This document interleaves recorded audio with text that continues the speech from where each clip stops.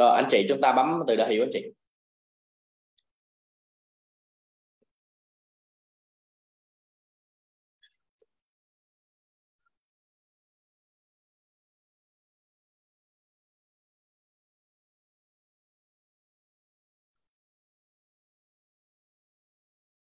Rồi, chúc mọi người chúng ta sẽ có một buổi tối tràn đầy năng lượng, đúng không ạ? Đạt được những cái điều mà chúng ta muốn trong cuộc sống của mình. Và buổi tối hôm nay thì bản thân cô Bảo sẽ cùng với toàn thể anh chị ở đây, chúng ta sẽ có một ít thời gian để chúng ta giao lưu, đúng không ạ? Và sẽ được nghe những cái kiến thức, đúng không ạ? Mà chính bản thân cô Bảo đã là cái người mà đã học rất là nhiều, học từ những anh chị thành công, đúng không ạ? Và ngày hôm nay Bảo sẽ chia sẻ lại cho những anh chị trong nhóm học tập của mình, để giúp chúng ta có thêm cho mình được một phần nào đó, để chúng ta đạt được cho mình những mục tiêu trong cuộc sống của mình. Ok không ạ? Thì ngày hôm nay thì đã qua ngày ngày 5 tháng 2 rồi các anh chị, đúng không ạ? Theo như ngày âm đó là ngày hôm nay là ngày rằm tháng 1, đúng chưa? Rằm tháng 1 rồi. Có anh chị nào chúng ta vẫn ở nhà vẫn ăn lẹ không? Nó không biết là anh chị có không chứ, đúng không? Ví dụ như là ở quê của Bảo đó chị, thì bây giờ hiện tại là mọi người đang còn chơi lẹ, lễ nghĩa đấy các anh chị, đúng không? Không biết là các nơi các anh chị chúng ta còn chơi không? Chúng ta còn mang tư tưởng đó mình, đó là ngày hôm nay mình vẫn còn Tết không, đúng không ạ? Rồi, rất là nhiều anh chị chúng ta thấy là xung quanh nhà Bảo này bây giờ liên hoan quá trời anh chị. Không biết là các anh chị chúng ta có nghe không, chứ chính bản thân Bảo đang ngồi trong này thì vẫn nghe âm thanh hát quá trời, đúng không ạ? Đó, đang vui, đúng không ạ? Họ đang vui với chính bản thân của mình, và họ cảm thấy là ngày hôm nay là mùa xuân, đúng không ạ? Nên bản thân của mình là cho được phép được chơi. Chúng ta nghe hồi xưa dân dân ta có một câu, đúng không? Tháng 1 là tháng ăn chơi mà, tháng 2 cày ruộng, rồi tháng 2 gì ạ? Tháng 1 là tháng ăn chơi, tháng 2 quay cái rồi cái chị, đúng không? Nhưng mà bà biết là tháng 1 là cái tháng mà chúng ta cần phải gọi là chơi, đúng không? Chúng ta còn không khí Tết, chúng ta còn bánh tét, bánh chưng, đúng không? Bánh dài, rồi thậm chí là rất là nhiều bánh chúng ta đè, và chúng ta chưa có sẵn sàng để chúng ta bắt đầu một cái công việc, chưa sẵn sàng để chúng ta bắt đầu chúng ta làm, đúng không? Để chúng ta chuẩn bị cho mình một cái kết quả lớn hơn trong cái năm 2023 này, đúng không? Nhưng mà bên cạnh đó thì Bảo thấy là có rất là nhiều anh chị em chúng ta đã bắt đầu chúng ta lại cái công việc của mình, bắt đầu lại cái sự nghiệp của mình, và bắt đầu lại công việc kinh doanh, đúng không ạ? Để chúng ta bắt đầu chúng ta xây dựng cho mình được một cái kết quả lớn trong cái năm 2023. Thì chúng ta cũng xin chúc mừng những anh chị, đúng không, trong phòng Zoom này là những con người mà khát khao, đúng không, là một trong những con người mà có một yếu tố, đó là gì ạ? Đó là chúng ta đang có cho mình một cái sự mong muốn, một cái sự nỗ lực, một cái sự khát khao nhiều nhất, đúng không ạ? Trong lúc người khác họ đang chơi thì chúng ta lại học, trong lúc người khác họ đang gì ạ? Đang vui vẻ, đang cạn ly, đang vô, đúng không ạ? 2-3 vô, rồi thậm chí là thứ bảy máu chảy về tim, là chủ nhật này thì chúng ta quậy hết luôn thứ bảy luôn, đúng không chị? Đúng không? Thì nhưng mà chúng ta vẫn dành thời gian để chúng ta vào Zoom. Đó là một điều mà vô cùng tuyệt vời các anh chị nha. Và chúng ta Bảo nghĩ là chúng ta xứng đáng, chúng ta là những con người tuyệt vời, và chúng ta xứng đáng là chúng ta là người thành công, và chúng ta hãy dành cho mình, chính cho mình để các anh chị thả tim cho chính bản thân của chúng ta, những con người tuyệt vời nhất, khát khao nhất để các anh chị. Rồi,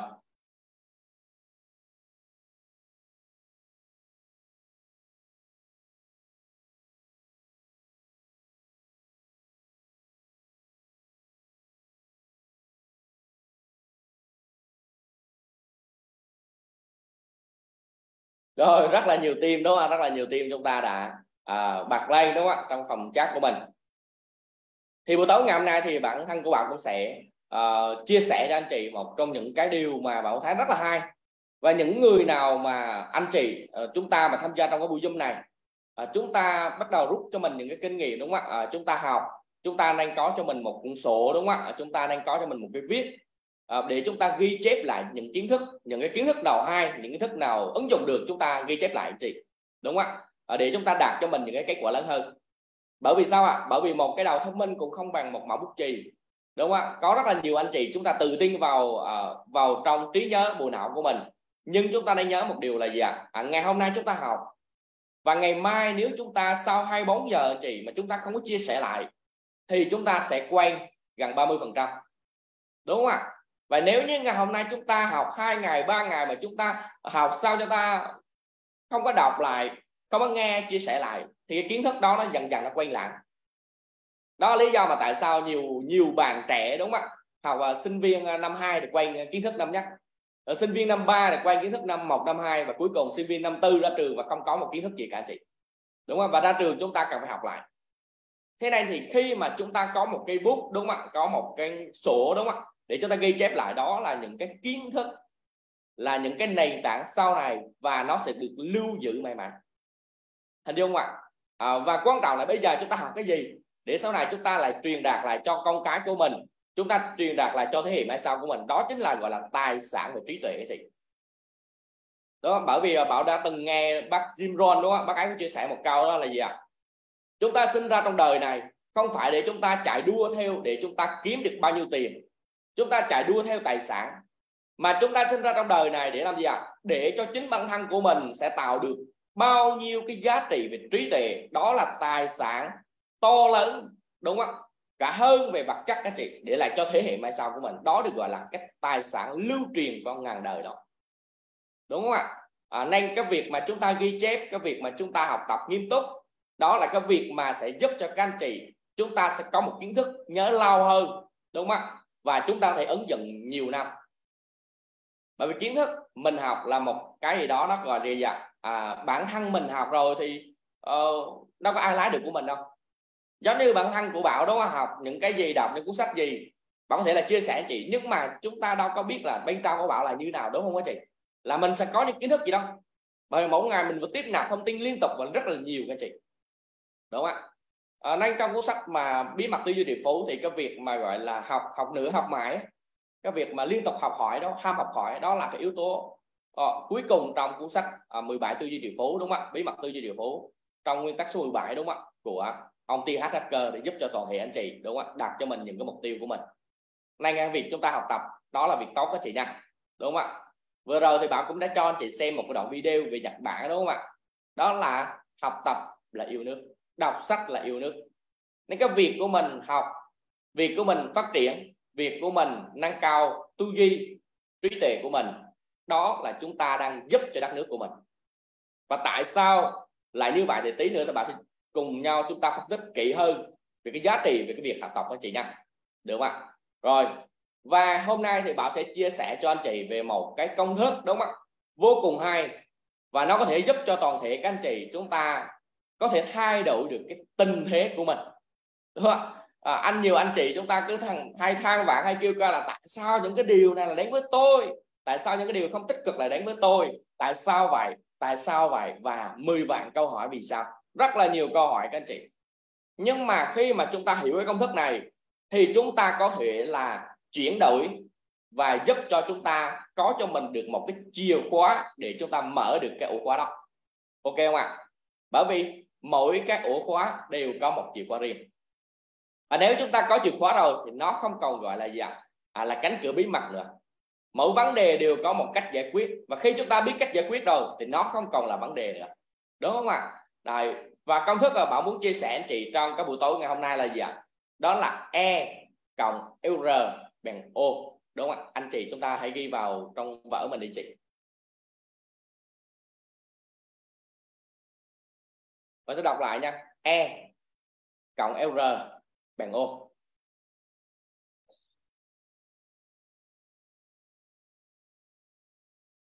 Rồi, khi chúng ta học thì chúng ta đang chuẩn bị cho mình một ly nước, đúng không ạ?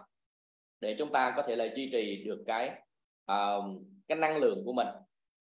Chứ có anh chị nào chúng ta vừa học mà vừa live gym, đúng không ạ? Vừa rồi bạn MC Hồng Thiết, đúng không ạ? Có thể giúp cho anh chị là chúng ta hãy ra quyết định, chúng ta hãy nhắm mắt lại, chúng ta hãy nghĩ về những điều chúng ta mong muốn. Và có nhiều anh chị bây giờ chúng ta vẫn còn nghĩ, nhưng mà thôi, đúng không ạ? Ít nghĩ ít thôi, đúng không ạ? Hành động đi, đúng không? Để chúng ta đạt được mục tiêu của mình, chứ đừng có nghĩ quá các anh chị.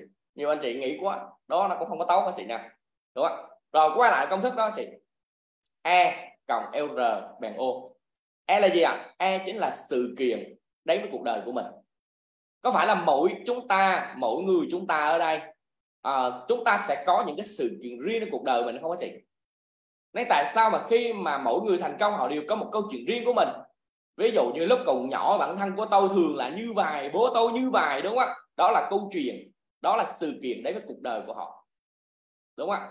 Và R là gì ạ? R chính là thái độ của mình, O chính là kết quả, đúng không ạ? Cái sự kiện nó diễn ra trong cuộc đời của mình và cái thái độ của anh chị như thế nào đối với sự kiện đó thì nó sẽ dẫn đến cái kết quả của anh chị.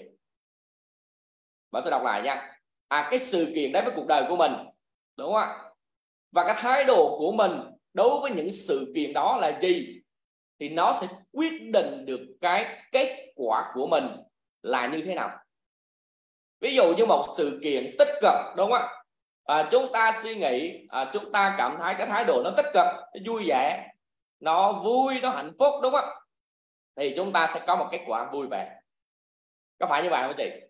Nhưng mà nếu như chúng ta có cho mình những cái sự kiện không có tích cực, bởi vì điều đó là điều không muốn.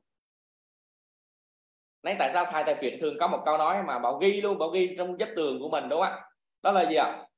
Điều đó đến để giúp mình thành công ngay cả khi mà mình không mong muốn, đúng không ạ? Có những cái hạt giống mà chúng ta đã từng gieo rất là nhiều năm rồi và ngày hôm nay nó là gì ạ? Nó đến với cuộc đời của mình, nó đến với cuộc đời của mình và nó bắt đầu nó đơm hoa nó kết quả và mình phải là người gặt nó, đúng không ạ? Nhưng mà chúng ta không thể nào mà chúng ta trách nó được, nhưng mà cái thái độ chúng ta sẽ đón nhận như thế nào nó sẽ quyết định được cái kết quả của mình như thế nào. Quay lại một tí, cách đây tầm 1-2 năm, đúng không chị? Ngay cái thời điểm mà trước Covid, chúng ta thấy là cuộc sống của mình tuyệt vời không ạ? Rất là tuyệt vời, rất là sung sướng, đúng không ạ? Rất là hạnh phúc. Mà thậm chí nhiều anh chị chúng ta vẫn mang một tư duy đó là có một công việc ổn định mà tuyệt vời lắm đâu, đúng không? Một cái công việc ổn định là mình xuất sắc rồi, mình là nhất rồi, đúng không ạ? Và chúng ta mang rất là nhiều quan điểm như vậy. Nhưng mà khi mà thời điểm mà Covid đến nha chị, thì cái cảm giác, cái suy nghĩ nó còn mà gọi là một công việc ổn định nó không còn nữa. Bởi vì cái hiện tại rất là nhiều người thất nghiệp, đúng không ạ? Và chúng ta sẽ nhìn thấy là gì ạ? Người lũ lượt về quê, đúng không ạ? Để tránh dịch, đúng không ạ? Nhiều người họ lũ lượt về nơi, đúng không? Thậm chí là chặn hàng rào là nhưng vẫn phải đi, đúng không ạ? Và thậm chí là xách vali, xách đùm đề rất là nhiều cái, đúng không? Để mong muốn là được về nhà để mà trốn dịch. Bởi vì sao ạ? Bởi vì trong này không có việc làm cũng như là không có tiền để mình sinh sống nữa. Thì lúc đó cái thái độ của họ nó bắt đầu thay đổi, đúng không ạ? Và cũng nhiều người trong thời điểm này thì sao ạ? Nhiều người bắt đầu than vãn, họ kêu ca tại sao lại như vậy, đúng không ạ? Tại sao lại đến với chúng tôi, đúng không? Tại sao lại đến với gia đình chúng tôi? Và khi mà họ than vãn, họ kêu ca thì cái tích cực có đến với họ không chị ạ? Không có gì nha. Kết quả họ nhận lại là những cái kết quả không có tích cực, đúng không ạ? Đó. Nhưng mà cũng có những cái thời điểm này Bảo nhìn thấy là trong cái thời điểm dịch đó cũng có những người họ giàu lên thì họ đang nhìn theo một góc nhìn, đó là gì ạ? Cái thái độ họ tích cực đó, họ nhìn là đây là mặt bằng chung mà ai cũng gặp. Nhưng quan trọng ai sẽ là cái người mà có thể là gì ạ? Vượt qua được cái điều này để mà tạo ra sự bứt phá. Và thời điểm dịch là thời điểm mà bác Elon Musk là người giàu nhất thế giới, đúng không chị? Đúng không ạ? Và tài sản tăng lên rất là nhiều lần. Thậm chí có những cái thời điểm đó chị, cái tài sản của bác Elon Musk, đúng không ạ? Bằng tổng tài sản của ông Warren Buffett, đúng không ạ? Nhà đầu tư đại tài của xứ Omaha, cộng với ông Bill Gates, đúng không ạ? Chúng ta nghe được rất là nhiều. Một người mà nắm giữ cho mình được cái vị trí mà giàu nhất thế giới rất là nhiều năm, cộng lại mà cũng không bằng. Nhưng mà chúng ta thấy mà, nhưng bên cạnh đó sẽ có rất là nhiều người họ bắt đầu họ suy nghĩ, đúng không? Rất là nhiều họ than vãn, họ kêu ca, họ phàn nàn và họ không có gì cả. Thì cái công thức này chúng ta hãy nhớ lại công thức đó chị. Cái sự kiện đến với cuộc đời của mình và thái độ của mình như thế nào thì nó sẽ quyết định được cái kết quả đó. Sự kiện thì chúng ta không thể nào mà chúng ta thay đổi được. Đó, giống như ngày mai biết đâu ngày mai chúng ta thành công, đúng không? Chúng ta kiếm được trở thành 1 triệu phú đô la, ai biết được, đúng không? Bằng một cách nào đó. Biết đâu tối nay đặt hàng vũ trụ, đặt hàng sau tối mai trở thành 1 triệu phú đô la, đúng không? Mai mình giàu luôn, đúng không? Mình sung sướng, đúng không? Mình ăn mặc tuyệt vời, đúng không? Đó, không biết ai biết được cái sự kiện đấy, bản thân của mình không ai biết trước. Cũng giống như nhiều người ta nói một điều là biết trước đã giàu, đúng không ạ? Đấy, sự kiện đến với mình thì mình không biết được, nhưng mà mình có thay đổi được một cái các anh chị, mình có thay đổi được một cái. Nếu sự kiện nó tích cực hoặc không có tích cực rồi thì mình cũng không có thay đổi được, nhưng mình thay đổi được một cái, và theo anh chị đó là cái gì ạ? Chúng ta cùng nhau của mình theo anh chị đó là cái gì? Cái gì nó sẽ giúp cho anh chị chúng ta có một kết quả tốt?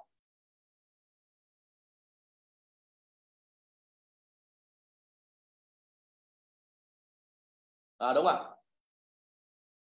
Đó là chúng ta có thể thay đổi thái độ của mình, đúng không? Chúng ta có thể thay đổi thái độ của mình chị. Nếu như sự kiện nó tích cực hay không tích cực, nhưng mà thái độ mình tích cực thì chúng ta sẽ có những kết quả tích cực. Nhưng mà nếu như thái độ của mình không tích cực thì sao ạ? Thì kết quả của mình nó sẽ không tích cực. Hình dung không ạ? Đấy. Nên ví dụ như các anh chị chúng ta hình dung một cái câu chuyện như vậy. Các anh chị nào chúng ta đã từng mơ một lần nào đó chúng ta sẽ trúng vé số không ạ? Trúng vé bình thường thì nó bình thường có 2 tỷ đúng không? Ít quá. Mình trúng Vietlott cho nó máu, đúng không? Mình trúng Vietlott là tầm khoảng là 300 mấy tỷ đúng không? Thậm chí là 400 mấy tỷ, thậm chí là 100 mấy tỷ đúng không? Vô cùng tuyệt vời. Ai cũng mong muốn một lần mua trúng vé số. Nhưng mà đặt câu hỏi này, chúng ta có mua vé số nhiều không? Chị Mít Văn Anh, em chỉ cần 2 tỷ thôi, đúng không? Đúng không? Chị cần ít quá, đúng không? Chị cần ít lắm luôn á, đúng không? Chị cần 2 tỷ thôi, đúng không? Rồi. Anh nhiều người chúng ta em chỉ cần không cần em cần 10 điểm đâu, em chỉ cần 9,5 điểm thôi, đúng không? Em cần ít quá luôn, đúng không? Nên chúng ta hình dung là đa phần chúng ta đều mong muốn là chúng ta sẽ trúng vé số vậy. Nếu một sự kiện đến với cuộc đời của mình, ngày mai thức dậy mình trúng được 10 tờ vé số, ok cho 2 tỷ đi, 10 tờ vé số là 20 tỷ đi, thì chúng ta sẽ làm gì đây? Chúng ta sẽ có cảm giác như thế nào để các anh chị? Chúng ta cảm giác nào? Bình thường nếu chúng ta ở trường hợp đó chúng ta sẽ cảm giác như nào ạ? Vui không? Đúng không? Nhiều người vui như Tết vậy đúng không? Wow đúng không? Tôi xét nữa là trở thành một triệu phú đô la rồi đúng không? Tôi đã có được số tiền này, cái số tiền mà tôi hằng mong ước, đúng không? Cái số tiền mà bản thân tôi đã gì ạ? Đã có thể là nhiều đời của tôi chưa bao giờ biết đến số tiền đó, đúng không? Tôi rất là khát khao, tôi rất là tuyệt vời, tôi rất là sung sướng khi cái số tiền này.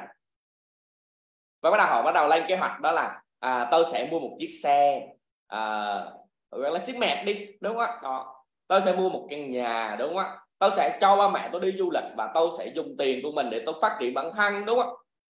Tôi có thêm kiến thức và tôi đầu tư để gia tăng tài sản của mình lên. Rất là nhiều dự định diễn ra trong cái đầu của mình. Đúng không? Thì đó là những người họ mang quan điểm tích cực.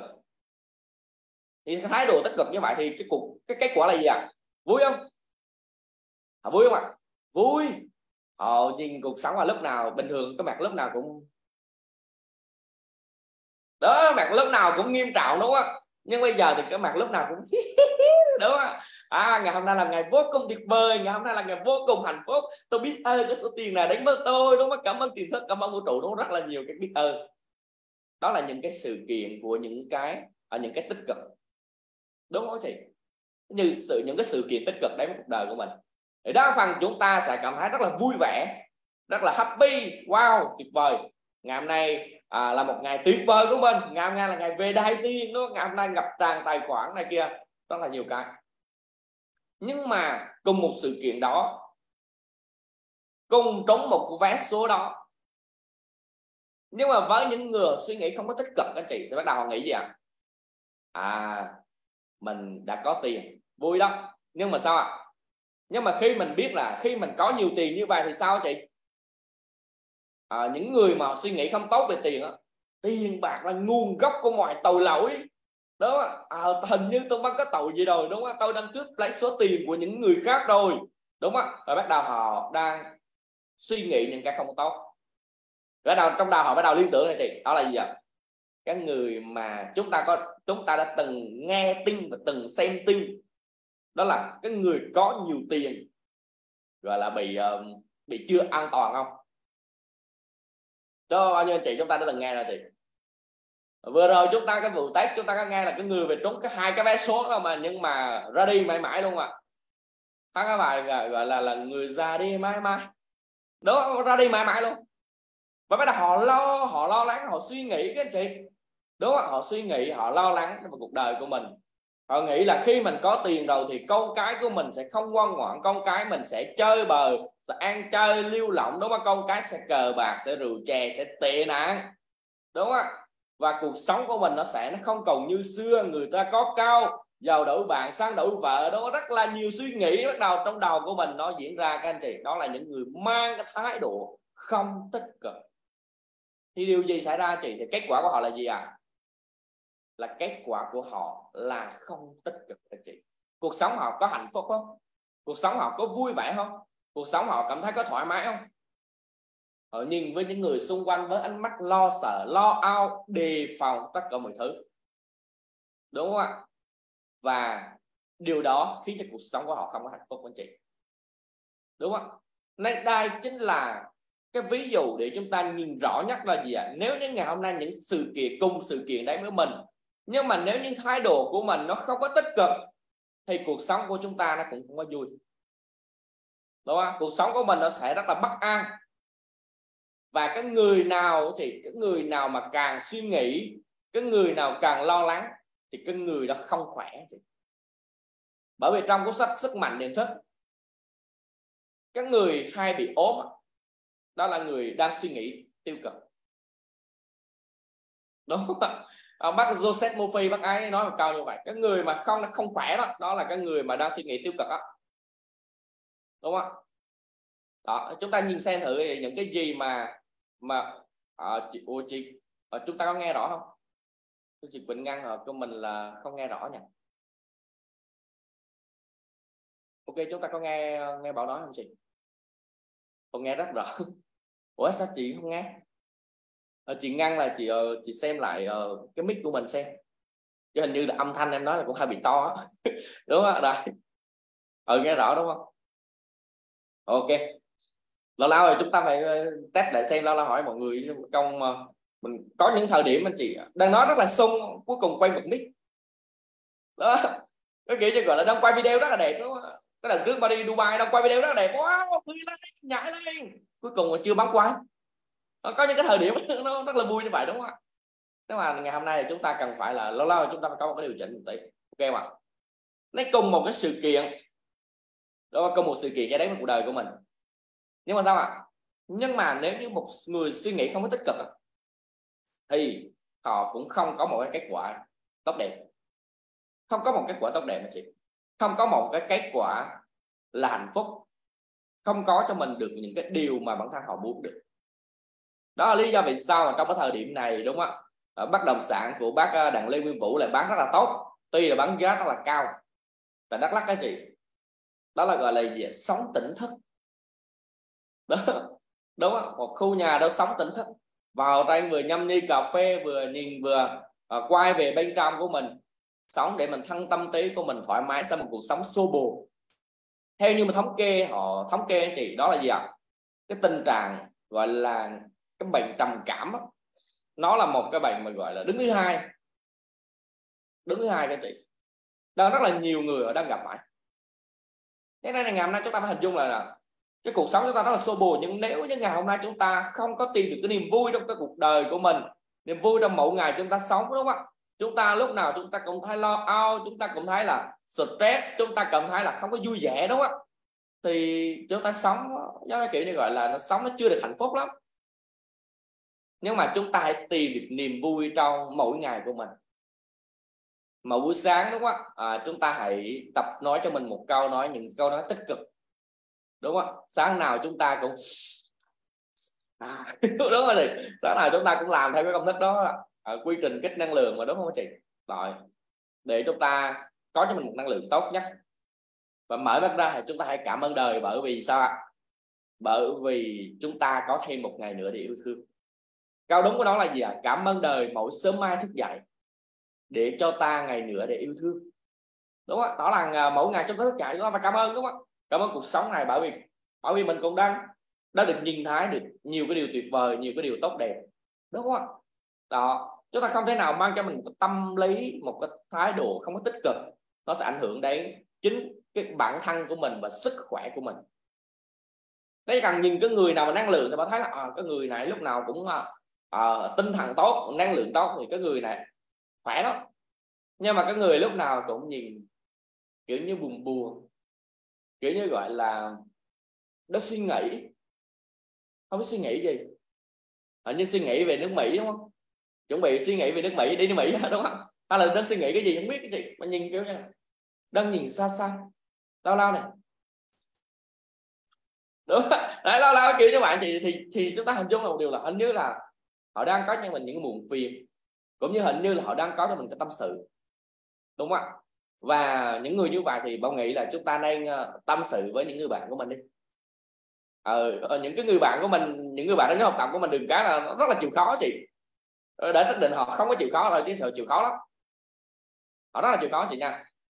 Họ có thể là ngồi nghe, ngồi tâm sự với các anh chị, để có thể là cho anh chị những cái tư duy, cho anh chị những cái suy nghĩ, cho anh chị những cái gọi là gì ạ? Những cái lời khuyên để giúp chúng ta có thể thoát khỏi được cái tình trạng đó, đúng không? Nhưng mà chúng ta hãy chia sẻ đấy, biết đâu chúng ta nhận được mấy lời khuyên bổ ích cho mình thì sao? Có một thời điểm mà Bảo rất là cần lời khuyên luôn á, Bảo rất là mong muốn được một lời khuyên của một người nào đó luôn, nhưng mà không có. Cái thời điểm mà Covid đấy, người ta nói là một cô đơn không sợ bằng Covid mà, đúng không chị? Cuối cùng bắt đầu ngồi mình suy ngẫm là không biết làm gì luôn, mình làm gì để mình thành công đây, mình làm gì để mình có kết quả, mình làm gì để mình có tiền, đó các chị. Và bắt đầu chúng ta suy nghĩ rất là nhiều, nhưng mà sao ạ? Nhưng mà không ai cho mình được lời khuyên cả, không ai cho mình được cái lời khuyên, và là bắt buộc mình phải tìm tòi, mình bắt đầu suy nghĩ, và mình bắt đầu mình học nhiều hơn, mình học nhiều hơn các chị. Và chúng ta hãy nhớ một điều là cái gì có trong đầu thì có ở trong tay. Nếu như chúng ta trong đầu chúng ta suy nghĩ về những cái không tích cực đó thì sao ạ? Thì bạn sẽ có cho mình những kết quả không tích cực. Và ngược lại, nếu chúng ta trong đầu chúng ta suy nghĩ về những cái tích cực thì nó sẽ hiển lộ những cái bên ngoài, là những cái kết quả của mình, là tinh thần của mình, là năng lượng của mình, là con người của mình, là mối quan hệ xung quanh của mình, đúng không? Đó, nó càng nhanh nó càng tốt lên. Nên chúng ta cần phải hình dung lại là dù ở trong cái sự kiện là tốt hay không tốt thì bạn vẫn giữ cho mình một tâm thế là tốt hay không tốt ạ? Tích cực nhất, tích cực nhất các chị nha. Nhưng mà cái gì nó có vừa vừa thôi, chứ đừng có vừa, nó đừng có quá nó bị lố, đúng không chị? Giống như kiểu mùa xuân, đúng không? Mùa xuân là một cái mùa rất là vui, một mùa rất là vui, giống như chúng ta đang ở mùa xuân này, nó rất là vui vẻ, đang rất là hạnh phúc, đang ở rất đông đài, đúng không? Tình yêu thương, nào là hoa cai cỏ nở hoa, đúng không ạ? Nhìn màu sắc này kia đều toàn là những cái điều thấy tuyệt vời lắm, mùa xuân tuyệt vời lắm các chị, đúng không ạ? Chúng ta nghe những cái bài hát về xuân nó thấy rộn ràng không, đúng không? Nó chào ngày mới mùa xuân này kia, hoa mai nở, bắt đầu mặc áo dài đi mình chúc Tết này kia, nó vui không? Được nhào là em bé nhận lì xì, đúng không? Gói bánh chưng bánh tét đồ đó, rất là nhiều cái, chúng ta thấy cuộc đời rất là vui. Nhưng mà chúng ta cũng không thể nào mà chúng ta ở mãi được cái mùa xuân được, mà chúng ta nhớ là cái cuộc đời của mình, đúng không ạ? Thời gian ở vũ trụ này nó là một vòng tuần hoàn lặp đi lặp lại, xuân rồi đến hạ, rồi đến thu và đông.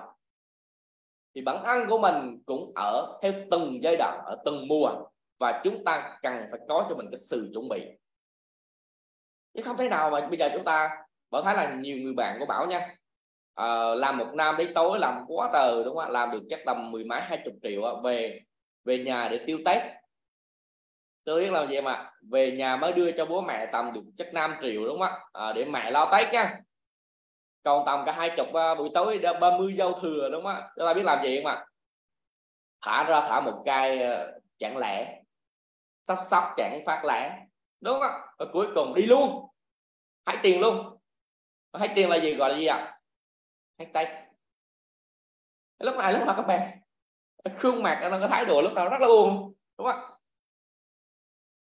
Rất là buồn, chưa được vui đâu. Và bắt đầu là hết chơi rồi, bắt đầu chuẩn bị lại năm đến tối để làm việc tiếp, để có tiền để về nhà ăn Tết và chơi Tết tiếp. Nhưng mà bên cạnh đó cũng có những người mà họ cảm thấy là họ năm đến tối mà họ dành thời gian gia đình của mình, họ làm phụ giúp cho bố mẹ, họ làm phụ giúp cho việc nhà, đúng không? và họ cùng nhau họ phát triển lên, đúng không? Họ học thêm cái này, họ thêm cái kia, họ chuẩn bị cho năm mới này có nhiều cái dự định mới, đúng không? Thì phải có mục tiêu rõ ràng, phải có cho mình kế hoạch rõ ràng để họ đi, họ đạt được, và họ lại đạt được kết quả. Thì có nghĩa là như nào ạ? Dù chúng ta vui nhưng mà chúng ta không thể nào mà chúng ta ngủ quên trong chiến thắng, ngủ quên trong cái mùa xuân tuyệt vời mình được. Mình đã biết là sau mùa xuân là còn có mùa hạ và mùa thu và mùa đông nữa các anh chị. Đúng không? Mùa đông nữa các anh chị nha. Thì giống như có một câu chuyện như vậy. Có một con ve sầu. Ve sầu. Đúng không chị? Chúng ta biết ve sầu mà. Đấy, nó nghe khi mùa xuân đấy nó vui không ạ? Nó vui, nó hát, nó ríu rít đúng á, nó hò, nó hát, nó là bạn tình ơi, đó đó, bắt đầu nó hát, nó ca hát, nó nhảy múa, nó cùng với những người bạn của mình. Mùa xuân mà ai có vui hết đúng không? Và nó nhìn thấy một đàn kiến đang làm việc, vẫn đang làm việc liên tục. Bắt đầu nó đứng lên, nó đứng cái sóng lạnh đó chị. Kiến à, đây là mùa xuân, mùa để mình ăn chơi, mùa để mình thoải mái, mùa để mình chơi bời. Tí nữa tôi dẫn mà đi karaoke đi, đi bar đi, đi pub đi, đúng không? Tối nay có vài em xinh tươi lắm, đúng không? Đấy, rất là nhiều cái điều tuyệt vời cho mình. Tại sao mà phải đi làm cực khổ từ cả kênh gọi là quanh năm suốt tháng đâu mà không có dành thời gian cho mày à? Kiến này kêu không, anh chơi đi, tôi không chơi, đúng không? Anh kêu thôi mình nghỉ ngơi đi, đúng không? Vào đây dẫn mày đi làm vài ly bia, đúng không? Làm vì đi rượu, đúng không? Để mày chúc Tết cho mọi người, đúng không? Vui vẻ này kia chị. Nhưng mà Kiến không làm. Và cuối cùng săn hè, kêu hè rồi làm, đúng không? Hè rồi làm chứ còn nhiều thời gian mà, đúng không chị? Và bắt đầu săn hè rồi chúng ta nắng nóng quá, đúng không? Này bây giờ đi tắm biển, đúng không? Gọi là nếu như mùa hè mà không có đi tắm biển thì có lỗi với mẹ thiên nhiên, đúng không? Nên bản thân của mình là không thể nào mà mình cho phép mình có lỗi với mẹ thiên nhiên được, đúng không? Mình phải sắm vài bộ bikini, đúng không? Để mình đi tắm biển. Ai mà đâu nào nó tập trung nó đi chơi tiếp các anh chị, đúng không? Và cuối cùng qua mùa thu rồi, mùa thu thì se lạnh rồi, bắt đầu nhìn nào là gió đưa, cay bắt đầu lá sắc sơ, đúng không? Cái mùa này mà ngồi ở nhà làm một cái nồi lẩu, đúng không? Nhâm bay ly rượu đế thì còn gì tuyệt vời, đúng không? Và cuối cùng mùa đông đấy các anh chị, thì với mùa đông đấy thì đoàn Kiến đã chuẩn bị cho mình được rất là nhiều thức ăn đầy tủ rồi để dự trữ cho mùa đông rồi. Nhưng mà con ve kia thì sao ạ? Nó không có cho mình cái sự chuẩn bị, nên kết quả nó là gì ạ? Nó ra đi. Thì cuộc đời của mình cũng biết trang vậy đó các anh chị, đúng không? Nếu như ngày hôm nay chúng ta mùa xuân rồi, chúng ta chơi đã chơi rồi, bây giờ là việc chúng ta đi làm, bây giờ là đi làm rồi các anh chị. Bây giờ là chúng ta cần phải tập trung, thậm chí cái thời điểm ban đầu chúng ta phải tập trung nhiều nhất, thì sau này chúng ta chạy mới thoải mái được.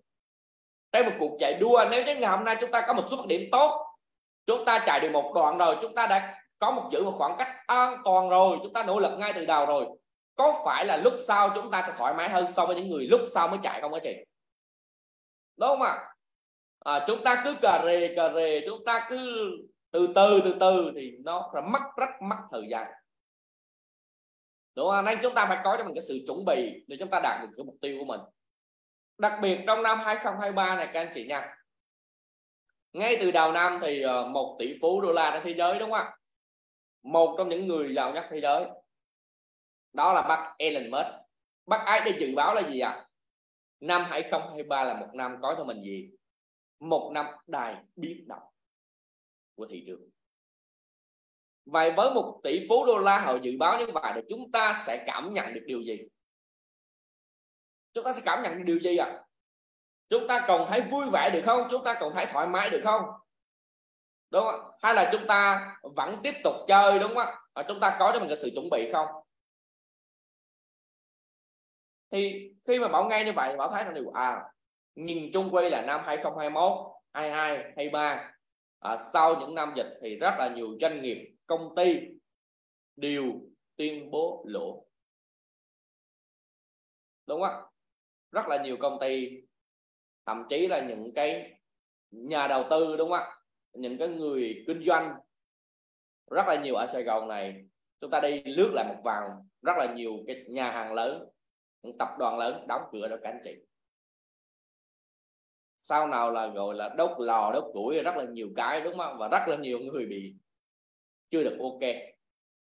Thì chúng ta thấy là một năm đầy biến động các anh chị. Đó là lời dự báo của bác Elon Musk, cái người mà có thể gọi là Iron Man, đúng không? Người tạo ra những cái phát minh không tưởng, đúng không các chị? Và những dự báo máy thì chúng ta cần phải quan tâm đó chị. Chúng ta muốn thành công là chúng ta cần phải quan tâm đến người giàu nghĩ gì, và chúng ta sẽ có chuẩn bị gì trong năm 2023 này,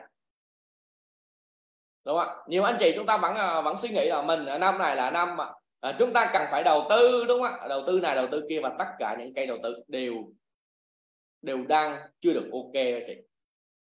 Vàng, ngoại hối, đúng không? Đấy, nào là bất động sản, nào là chứng khoán, bất động rồi, bất động sản thì bất động rồi tới sản, wow, sản hồn bất động sản đấy, đúng không chị? Rất là nhiều cây đầu tư nó chưa ok rồi. Thì mình sẽ như thế nào đây? Mình sẽ có sự chuẩn bị gì đây? Có phải là chúng ta nhìn là ở thái độ của mình là như nào, nhưng mà cái thái độ của mình sẽ có sự chuẩn bị gì chị? Chứ chúng ta không thể nào mà chúng ta lạc quan quá được, đúng không? Chúng ta nghĩ một điều là ngày mai chúng ta không có gì ăn, chúng ta không yên tâm, vũ trụ sẽ mang đến những thức ăn cho mình. Đó, có anh chị nào chúng ta đặt hàng vũ trụ đúng không ạ? Đó. Và chúng ta bắt đầu chúng ta ngồi chúng mơ mộng, chúng ta không có hành động cụ thể gì cả, đúng không? Thì như đó không phải, đó là chúng ta đang lạm dụng đó chị nha. Chúng ta không biết cách ứng dụng luật hấp dẫn đúng. Rất nhiều anh chị chúng ta cứ suốt ngày chúng ta cứ mong muốn là mình sẽ thu nhập 1 tỷ đồng, đúng không? Trước giờ có bao giờ thu nhập 1 tỷ chưa?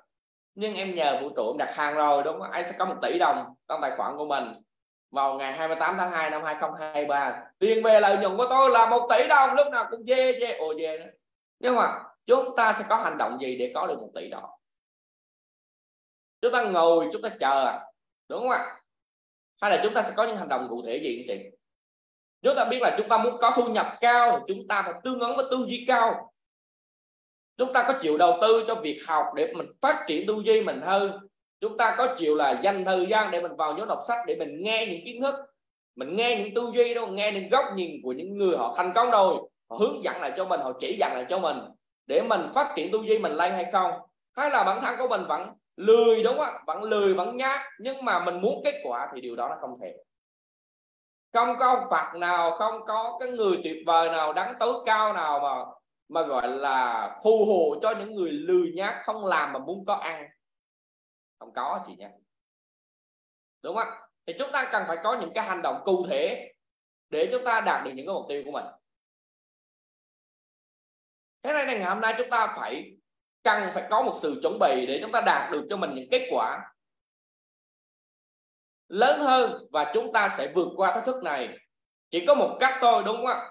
Vừa rồi thầy Tài Việt, đúng không, cũng có chia sẻ cho mọi người rồi, nhưng mà ngày hôm nay Bảo chia sẻ lại chị là chỉ có một cách để chúng ta vượt qua lạm phát này, đó là chúng ta hãy học tập, phát triển tư duy và gia tăng trí tuệ của mình để chúng ta kiếm được nhiều tiền hơn. Kiếm được nhiều tiền hơn các chị, thì chúng ta sẽ vượt qua được lạm phát, vượt qua được thời kỳ kinh tế khó khăn. Chúng ta phải làm việc anh chị, chúng ta phải nâng tư duy của mình lên để chúng ta kiếm được nhiều tiền hơn. Chúng ta nhớ nha, khi và chỉ khi chúng ta làm nhiều hơn, tạo ra thu nhập nhiều hơn, thì chúng ta mới có thể là vượt qua được thời kỳ thách thức này. Nhưng mà bạn không thể nào mà có thu nhập nhiều hơn trong khi tư duy chúng ta không có tăng được. Chúng ta công nhận cái đó không ạ? Chúng ta hãy cùng nhau comment cho bạn một câu, đó là gì ạ? Tư duy tăng thì tiền tăng. Chúng ta comment đi ạ.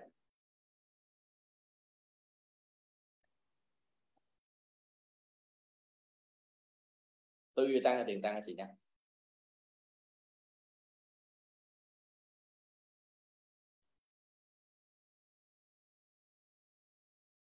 Và có một công thức như vậy anh chị, đúng không?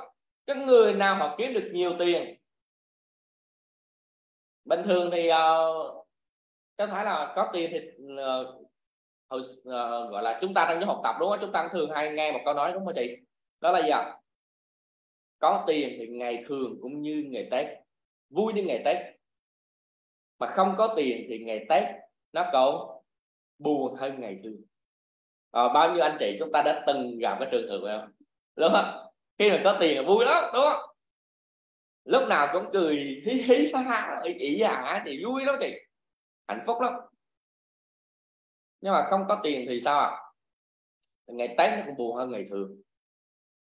Đi đâu đâu ra bên ngoài kia chợ Tết thì nó lên gấp 3 gấp 4 lần, bạn có không hiểu vì sao đó chị. Bình thường chợ bình thường ví dụ như một cái hoa quả này có 15 20 nghìn đúng không, nhưng mà chợ Tết một cái là phải là 80 100 nghìn đúng không. Nhưng mà con người chúng ta vẫn sẵn sàng mua, đúng không, chúng ta có thể để ý đúng không. Nên cái Tết là những người nào kinh doanh họ kiếm được nhiều nhất, họ nào trời tối để họ kinh doanh họ kiếm được nhiều tiền thì. Nhưng mà cũng có những người họ mang một thái độ là Tết là cái nơi họ tiêu tiền nhiều nhất. Không đâu xa, nhưng nhà bố mẹ bảo không ở cha mẹ bình thường mua một cái gì tầm khoảng là mua một cái củ này củ kia tầm khoảng 20-30 nghìn là wow gì đắt thế, 20 nghìn 30 nghìn luôn đúng không. Nhưng mà Tết là 100 nghìn mua không, không mua tôi bán gì cả, mua đúng không, mua về cái wow này nó gấp 5 lần đó, nhưng mà vẫn mua cái gì, rất là buồn cười như vậy đúng không ạ. Đó, và cuối cùng mà 3 ngày Tết sao mà bây giờ làm việc lại nỗ lực lại làm việc đó bình thường, cái nào qua thôi đúng không. Nhưng mà chúng ta phải hình dung một điều là trong cái thời điểm này mà cái người nào chúng ta gia tăng được thu nhập của mình lên thì chúng ta chả sợ điều gì cả. Để rõ nhất là gì ạ? Trong cái thời điểm Covid, cái người nào mà có nhiều tiền họ ở nhà họ sướng lắm. Tôi thấy là giới nhà giàu tại sao ông cái thời điểm đó là ông Bernard Arnault đúng không, cái người mà gọi là bán hàng xa xỉ phẩm, nào là túi LV, Dior đúng không ạ, Louis Vuitton, nó rất là nhiều cái. Tại sao ông ở nhà mà cũng bán được rất là nhiều? Bởi vì Ricky ở nhà nó buồn quá, nó không biết làm gì, chị nó lay nó sang hàng nó về đó, nó mua rất là nhiều ở nhà, mặc đồ đẹp chụp hình tự sướng rồi cắt đồ bắt đầu đang ảnh đúng không ạ. Đó, và vẫn có cho mình doanh số cao. Khi chúng ta có tiền chúng ta thoải mái không có gì, cảm giác khi chúng ta có tiền chúng ta thoải mái không? Khi mà chúng ta có nhiều tiền, khi chúng ta ra bên ngoài cuộc sống chúng ta thấy thoải mái không, tự tin không? Cái gì chứ gọi là ví mà dài dài một tí thẻ mà nhiều tiền, cái tự tin lắm quá chị đúng không? Đi đâu mình cũng ngẩng mặt lên trời đúng không? Đó, lúc nào chúng ta cũng gương đúng không đó. Nhưng mà khi không có tiền là bắt đầu ít nói lại ít nói lại, và lúc không thể dám thể hiện mình. Đó là cái tâm lý chung đó chị. Nhưng mà trong thời điểm này thì chúng ta cần phải dành thời gian để chúng ta học chị. Chúng ta không nên đầu tư vào những kênh đầu tư đúng không, mang tính rủi ro chị nha. Chúng ta hãy đầu tư cho chính bản thân của mình, hãy dành thời gian để học tập phát triển, để nâng cao tư duy. Ồ, ai chia sẻ này? Chúng ta tắt cái bảng đi.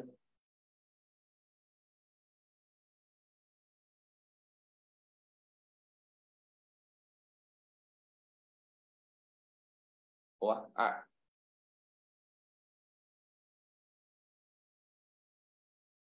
Dương Nguyễn à? Dương Nguyễn à? Chắc là bấm nhầm. Chúng ta đừng có chạm vào bảng làm gì. Chúng ta ngồi chúng ta ghi chép đi các anh chị, đó là gọi là tay nó đang rảnh đó, đúng không? Tay đang rảnh là tự nhiên nó có việc để làm đúng không đó. Nên chúng ta hãy dành thời gian để chúng ta học tập, chúng ta phát triển tư duy và nâng cao kiến thức của mình, và học cách để chúng ta biết cách làm ra nhiều nguồn thu nhập hơn các chị. Học với chị, trong thời điểm này chúng ta phải dành thời gian học. Và đó là lý do mà tại sao trong cái năm 2023 này rất là nhiều người chúng ta dành thời gian để họ đi học rất là nhiều. Bởi vì họ biết là năm này nếu như chúng ta không phát triển mình lên thì bạn sẽ không theo kịp được cái nền kinh tế các chị, đúng không ạ? Và vừa rồi chúng ta có nhìn thấy một điều là ChatGPT ra không ạ? Nó sẽ thay thế rất là nhiều ngành nghề đó các anh chị, đúng không ạ? Bây giờ đó là một cái trend mới rồi, đúng không? Nào là người chat, đúng không? Thậm chí chat đủ kiểu, đúng không? Đang lên đùm lum, đúng không? Nhưng mà nó sẽ thay thế, nếu như bạn biết ứng dụng nó sẽ thay thế rất là nhiều bạn. Sáng mai thì chúng ta sẽ cùng xem video đó, được không ạ? Đấy, để chúng ta nhìn xem, để chúng ta thấy được một điều là những ngành nghề nào nó sẽ bị mất đi trong tương lai và nó không bao giờ chúng ta nhìn thấy nữa. Bật mấy anh chị trong đó có giáo viên. Bật mấy anh chị trong đó có giáo viên đó các chị nha, được không ạ? Đó, ok không ạ? Thế nên ngày hôm nay chúng ta phải hình dung là một điều là chỉ có một cái thôi chúng ta có thể thay thế được, đó là chúng ta thay đổi được thái độ của mình, thì nó sẽ dẫn đến những kết quả của mình đúng. Đó là những kết quả của mình, đúng không chị? Và tất cả những cái người thành công, tất cả những người thành công họ đều có cho mình một cái thái độ tích cực, đúng không? Một thái độ tích cực anh chị. Người thành công là người nhìn thấy cơ hội trong khó khăn, còn người chưa thành công là người nhìn thấy khó khăn trong những cái cơ hội. Chúng ta thấy ngược lại chưa? Người thành công là người nhìn thấy cơ hội trong mọi khó khăn. Thế tại sao người ta nói là trong nguy thì có cơ, nguy cơ mà, đúng không? Nhưng trong nguy thì có cơ, trong cái thách thức lại là có những cái cơ hội. Và người nào họ nắm bắt được cơ hội đó thì họ lại thành công gì, đúng không? Trong khi người khác sợ hãi thì những người giàu họ tham lam, họ dám làm, họ dám nghĩ, họ dám làm và họ có kết quả. Còn trong khi mà người khác họ tham lam thì những người thành công họ sợ hãi, họ không làm nữa, đúng không ạ? Trong lúc mà mọi người bây giờ đang ăn chơi thì họ bây giờ họ làm, họ nỗ lực họ làm, đúng không? Khai trương họ làm ông đó chị, đúng không? Ngay từ ngày mùng 6 là bắt đầu rất là nhiều anh chị em bán hàng là bắt đầu khai trương rồi, cúng thần tài, cúng năm mới, rất là nhiều người họ làm rồi.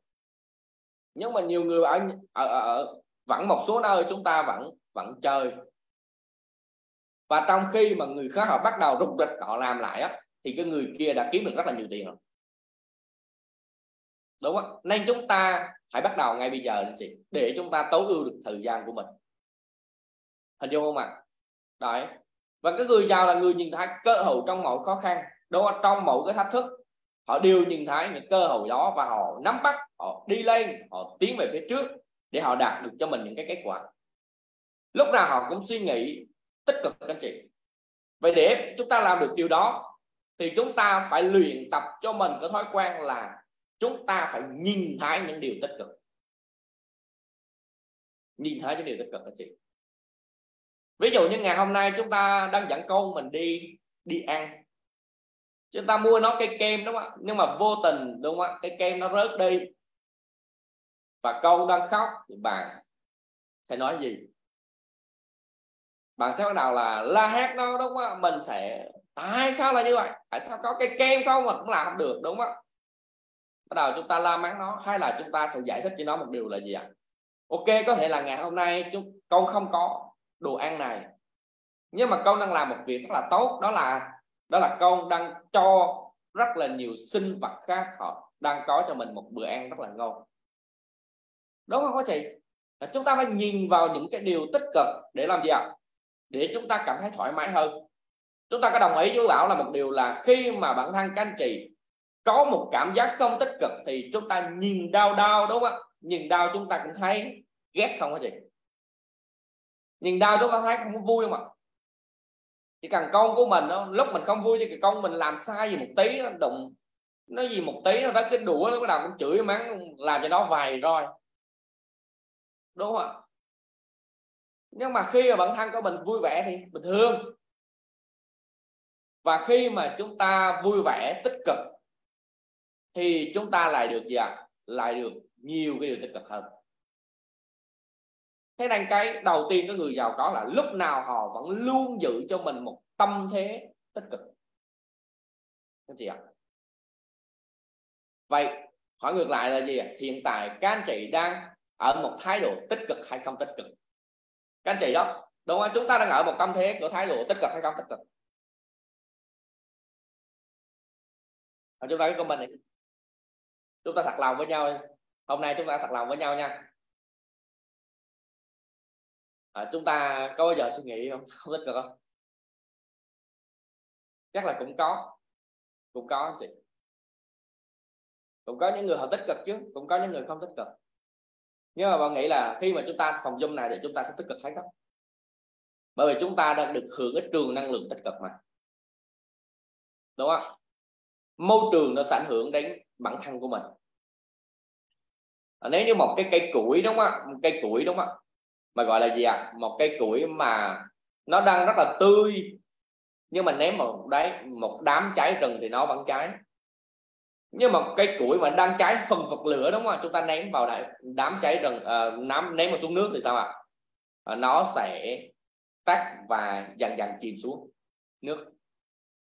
Có nghĩa là môi trường nó sẽ ảnh hưởng, nó sẽ giúp cho bản thân anh chị, đúng không ạ?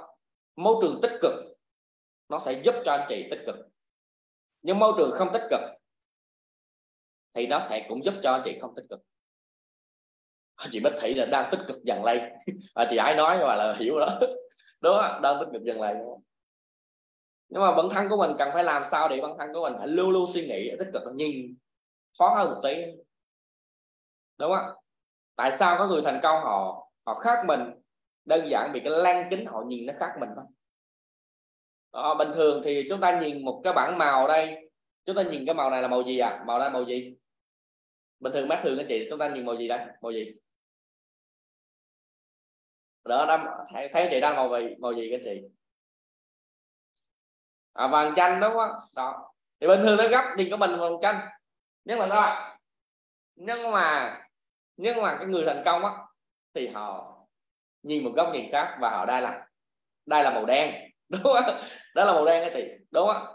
Cái góc nhìn khác nhau nên kết quả sẽ khác nhau, đúng không? Cái góc nhìn khác nhau nên kết quả khác nhau các chị. Cái lăng kính của một người khác nhau nên cái nhìn chúng ta nó sẽ khác nhau. Nên cùng một vấn đề nhưng mà sao ạ? Nhưng mà hai ông nhìn khác nhau, ông nhìn tích cực và ông nhìn không tích cực thì cái kết quả nó lại khác nhau. Nhớ cái câu nói cho Bảo nha. Màu thầy bói. Cái chị này chị tên gì mà sao không thấy gì luôn ta? Sao cái chữ nó bị hình như cái chữ nó bị sai. Hay là cái chữ nó bị sao, thấy nó hiện lên cái chữ khác, mà hình như là chị Hạnh rồi vậy đó. Chị Hồng Hạnh đúng không? Tôi thấy là nó quạch vậy, đúng không? Thì đúng không? Thì cái quan trọng là gì ạ? Cái quan trọng là cái góc nhìn của mình, nên chúng ta hãy đổi góc nhìn đi. Đổi góc nhìn đó chị. Chúng ta hãy nhìn về những cái tích cực, hãy nhìn về những cái tích cực để chúng ta đạt được những cái kết quả hơn, tuyệt vời hơn. Vậy theo các anh chị là một trường hợp tiếp theo nha. Nếu như có rất là nhiều người hiện tại đang bị một cái này đó là mất việc làm, mà theo chị nó có tích cực hay không? Nếu như hiện tại đó chúng ta đang mất việc làm đi thì chúng ta sẽ như thế nào? Cái thái độ của chúng ta như thế nào đây?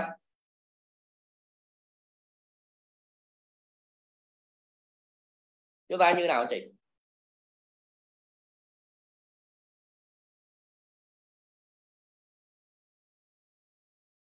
Nếu mất việc làm thì cái thái độ của chúng ta như thế nào? Tích cực không? Hay là đang tích cực, mừng quá được công việc mới à? Nhưng mà đúng không? Giờ chị buồn. Cái tâm lý chung của một con người là khi chúng ta mất công việc chúng ta cũng thấy buồn lắm, rất là buồn đó chị. Thậm chí là nó chưa được vui đâu, cho nó gọi là nó ngầu suy nghĩ mãi tại sao là mình, tại sao không phải là thằng khác đi, và tại sao nhất thiết phải là mình gắn bó cho công ty này 5 năm 10 năm rồi, nhưng tại sao lại mình nhỉ? Đúng không? Bao nhiêu kỷ niệm ùa về, ngồi lại nhớ là lúc mình ngồi uống ly trà đá với nhau, lúc mình ngồi mình ăn tô hủ tiếu, đúng không? Rất là nhiều kỷ niệm nó ùa về với mình đó chị. Nhưng mà đôi lúc thì chúng ta cần phải hình dung là một điều là cái điều đó là cái để giúp chúng ta có thể là nhìn nhận lại bản thân và có thể là tìm kiếm thêm cho mình một cơ hội mới. Đó, tìm kiếm cho mình một cơ hội mới đó chị. Bảo đã từng gặp trường hợp đó rồi. Bạn đã làm cái thời điểm ban đầu, cái thời mình còn trẻ các anh chị, mình đi ra ngoài kia, mình nỗ lực, mình làm việc, mình phấn đấu, và sau một thời gian mà chưa có ai chỉ dẫn hết, hướng dẫn hết đó, tư duy cũng không có, kiến thức cũng không có luôn, làm gì cũng gọi là nó lên dở lên gương, cũng có tiền thì cũng có tiền tháng 50 triệu cũng có, nhưng mà chưa thành công lớn thật sự.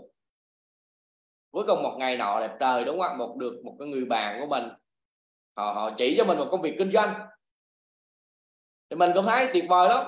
Nhưng mà kinh doanh mà bạn tính của mình thì giờ phi thương bất phú, muốn giàu thì phải kinh doanh.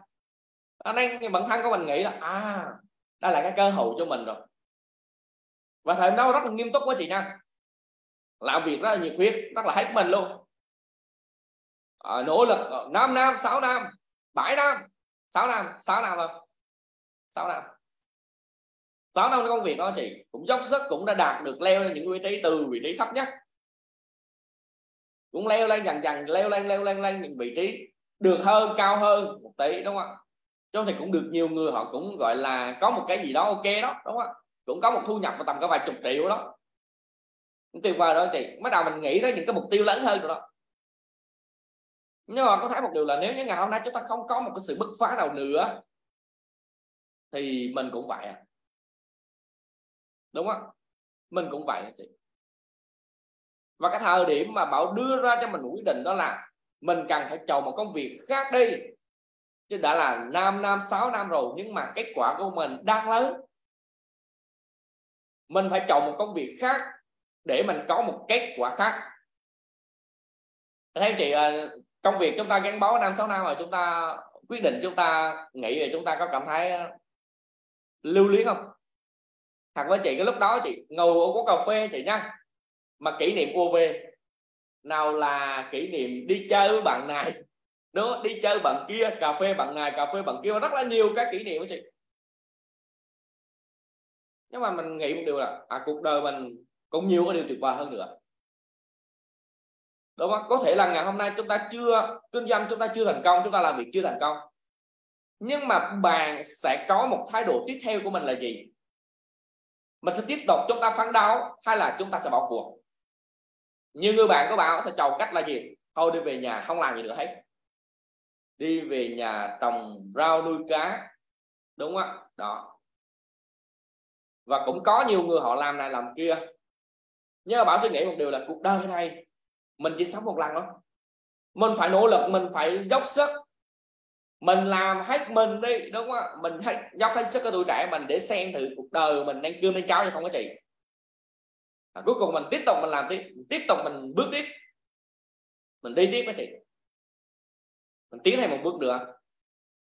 Và cuối cùng thì khi cái sự khát khao mình mong muốn như vậy, mình biết đến nhóm học tập của mình biết đến câu lạc bộ của mình, và có Bảo như ngày hôm nay chị, thì Bảo rất là biết ơn cái người mà đã dẫn dắt cho Bảo đó chị.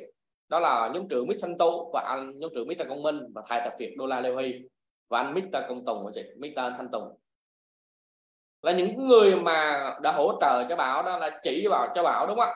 Đã nói cho Bảo những cái điều mà từ trước bây giờ Bảo chưa được nghe và giúp cho bản thân mình thay đổi, đúng không? Nên lúc đó Bảo mới cảm nhận một điều của chị, cảm nhận một câu nói như vậy. Bảo hay chia sẻ những anh chị em trong học tập, đó là chỉ cần một phút chúng ta ở gần những người mà thông minh, những người thông thái thôi, nghe những cái lời khuyên của họ, nghe những cái lời nói của họ, bạn cũng đã thay đổi được cuộc đời của mình rồi, đúng không ạ? Và đúng y chang như vậy, cuộc đời của Bảo cũng y chang vậy luôn đó chị, đúng không? Cũng được nghe những lời nói, cũng nghe được những cái người thành công, những người đã có kết quả, Bảo chỉ việc làm theo thôi, đúng không? Và Bảo đã có cho một cơ hội để mình lội ngược dòng của cuộc đời của mình. Trong một lúc mà những năm mà những anh chị họ đang thách thức là năm 2021, 22, đúng không ạ? Thì bản thân của Bảo lại đi du lịch rất là nhiều nơi, đúng không ạ?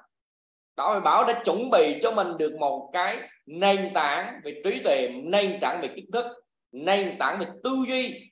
Trong lúc họ đang chơi bời, đúng không ạ? Thì bản thân của mình đã chuẩn bị rồi chị, đã có cho mình cái sự chuẩn bị đó, mình học rất là nhiều đó chị nha, đúng không? Và theo các chị, để cho ngày hôm nay Bảo phân tích sách như vậy thì Bảo có đọc sách nhiều hơn các chị không? Nhiều anh chị hỏi tại sao Bảo đọc, tại sao những nhóm trưởng đọc sách lại phân tích ra nhiều cái điều hay như vậy, trong khi mình đọc không có? Bởi vì Bảo và những anh chị em đó họ đọc nhiều lần rồi. Không phải đọc là đọc nhanh đâu, mà đọc mà ngẫm nghĩ ấy chị, đúng không? Và ứng dụng rồi các anh chị đã làm rất là nhiều cái rồi. Thế nên chúng ta đã sẵn sàng để cho một sự lội ngược dòng của mình hay chưa? Chứ còn nếu như ngày hôm nay chúng ta không có cho mình được những cái sự chuẩn bị cho mình, những cái thái độ cho mình, sự chuẩn bị của mình, thì chúng ta sẽ nhìn thấy là những cái tháng tiếp theo trong năm 2023 này chúng ta sẽ gặp rất là nhiều thách thức, đúng không? Và không có ai để có thể hướng dẫn cho bạn cả. Đặc biệt nếu như người nào bên ngoài kia nha anh chị nha, mà chúng ta không có một người dẫn dắt, một người mentor, một người thầy, đúng không, để chỉ dẫn cho họ, thì Bảo thấy là rất là tồi cho họ luôn. Bởi vì sao ạ? Bởi vì trên cái chặng đường họ đi á, họ không có ai là người đồng hành, và không có ai để mình đáng tin cậy để họ đi theo cả, đúng không? Và Bảo cảm thấy rất là may mắn, bởi vì mình đã có hết ở trong câu lạc bộ của mình. Vừa có một môi trường tốt, vừa có những con người tốt, vừa có những người cộng sự tuyệt vời, những người bạn chân thành đầy thiện ý, vừa có những người thầy giỏi, sách hay, và những người tuyệt vời bên cạnh mình, đúng không? Thì Bảo cảm thấy nó quá là tuyệt vời luôn, quá may mắn luôn các anh chị.